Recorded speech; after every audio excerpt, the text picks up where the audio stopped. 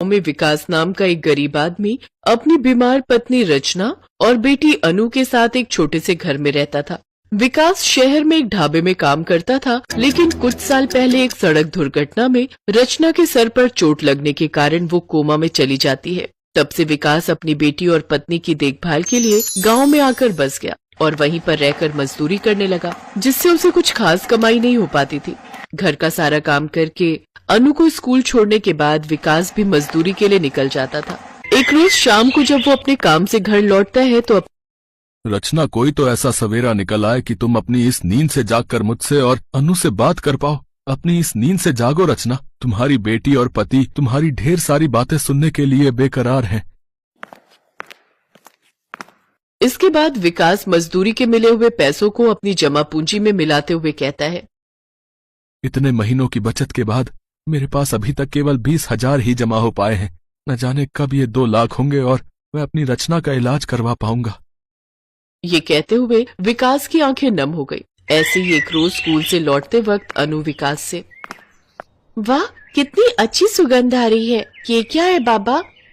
बिटिया, इसे तंदूरी पनीर टिक्का कहते हैं, जो कि तंदूर में बनता है।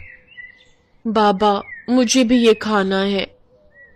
अच्छा, मेरी गुड़िया को ये खाना है। विकास बंसी के ढाबे पर जाता है। चाचा, पनीर टिक्का कैसे दिया? 300 रुपए प्लेट है विकास। तेरी हैसियत नहीं है इसे खाने की और ना ही तेरी इस बेटी की। बोल दूं क्या? क्या 300 रुपए? नहीं चाचा, रहने दो। विकास उसे लेकर घर आ जाता है। घर आकर वो चटनी के साथ अनु को रोटी परोस कर देता है। अनु, ले बेटी, खाना खा ले। बाबा रोज रोज मैं ये रोटी और चटनी खाकर पक चुकी हूँ। आपको पता है, जब मैं बंसी काका के ढाबे के सामने से गुजरती हूँ ना, तो मुझे पनीर टिक्के की बहुत अच्छी खुशबू आती है। मेरा भी बड़ा मन करता है पनीर टिक्का खाने को। बाबा, क्या हम गरीबों के नसीब में पनीर टिक्का नहीं होता? क्या हमें उसकी खुशबू से ही मन भरना होता है? अपनी बेटी की बात सुनकर विकास की आंखें नम हो गई। फिर वो बाजार जाकर थोड़ा सा पनीर ले आया। फिर उसने मिट्टी का तंदूर बनाया और उस पर सीख लगाकर पनीर लगा दिया।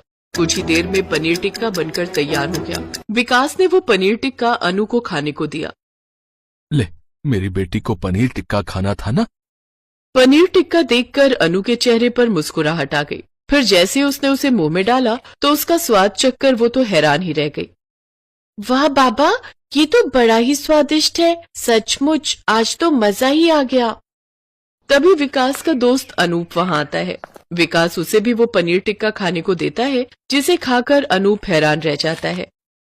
अरे वाह विकास, इतनी स्वादिष्ट तंदूरी पनीर टिक्का तो मैंने आज तक नहीं खाई। लेकिन तूने इसे बनाना कहाँ से सीखा?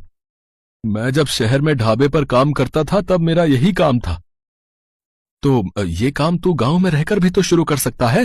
देख, अगर तू ये बनाकर बेचेगा ना, तो फिर देखना तू कैसे नोट छापता है। माँ कसम, आज तक किसी ने भी ऐसा लाजवाब तंदूरी पनीर टिक्का नहीं खाया होगा। हाँ। अनूप की ये बात विकास को बहुत पसंद आई, लेकिन उस काम को शुरू करने के लिए उसे कुछ पैसों की जरूरत थी।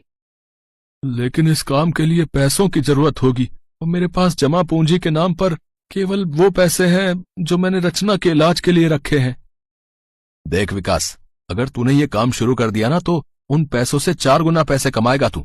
अगर ऐसा नहीं हुआ ना, तो अपने डूबे हुए पैसे तू मुझसे ले लियो। बस मुझे भी अपने साथ काम पर रख ले यार अब। हाँ। अपने दोस्त की बात मानकर विकास ने तंदूरी पनीर टिक्के का काम शुरू कर दिया और उसने राम का नाम लेकर मिट्टी का बड़ा सा तंदूर लगाया और उसमें पनीर टिक्का बनाकर बंसी के दाम से आधे दाम में बेचने लगा। अरे भाई साहब, कैसे है पनीर टिक्का की प्लेट? 150 रुपए प्लेट बहन जी। ठीक है, 2 प्लेट लगा दीजिए। अरे वाह, क्या लाजवाब स्वाद है। इतना स्वादिष्ट तो मैंने आज तक नहीं खाया। देखते ही देखते उसके पास ग्राहकों की भीड़ लगनी शुरू हो गई। बंसी के सभी ग्राहक अब विकास के पास ही आने लगे। साथ ही विकास का दोस्त अनूप आसपास के ढाबों और रेस्टोरेंट, होटलों से भी ऑर्डर्स लेकर आने लगा। अनूप पढ़ा लिखा था, इसलिए उसने ऑनलाइन ऑर्डर लेना भी शुरू कर दिया। कुछ ही महीनों में विकास ने खुद का ढाबा खोल लिया, जिससे उसकी कमाई और ज्यादा होने लगी। उसने रचना का इलाज शहर के बड़े अस्पताल में करवाया, जहां रचना पूरी तरह ठीक हो गई। अनूप को भी विकास हर महीने अच्छी तनख्वाह देने लगा। तो वहीं बंसी का ढाबा अब खाली रहने लगा। लेकिन अनूप और विकास ने मिलकर नोट छापना जारी रखा।